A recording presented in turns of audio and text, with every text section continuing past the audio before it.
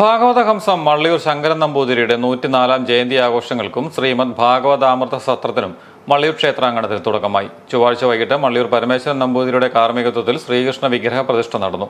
12 ദിവസം നീളുന്ന മഹാസത്രത്തിന് വേദിയിലെ 104 ദീപങ്ങൾ തിരുവാതിര സംഘങ്ങളിലെ അമ്മമാരാണ് തെളിച്ചത്.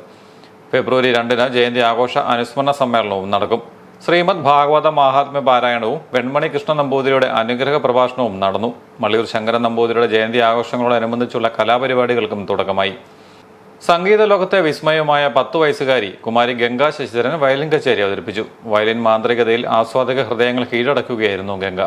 വലിയ സദസ്സാണ് കൊച്ചു കലാകാരിയുടെ വയലിൻ കച്ചേരി ആസ്വദിക്കാനെത്തിയത്.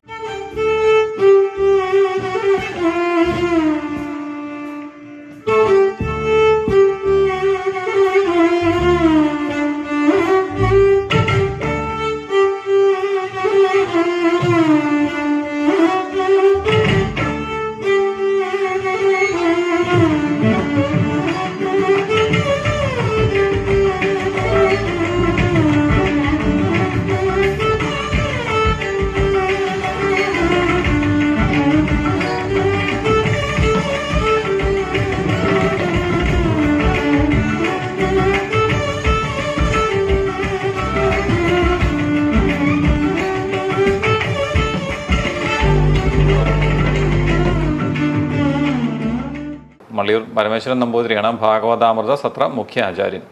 മരങ്ങാട് മുരളീകൃഷ്ണൻ നമ്പൂതിരി, ഗുരുവായൂർ രാധാകൃഷ്ണ അയ്യർ, പുതിയില്ലം ഉണ്ണികൃഷ്ണൻ നമ്പൂതിരി എന്നിവർ യജ്ഞ ആചാര്യന്മാരാവും.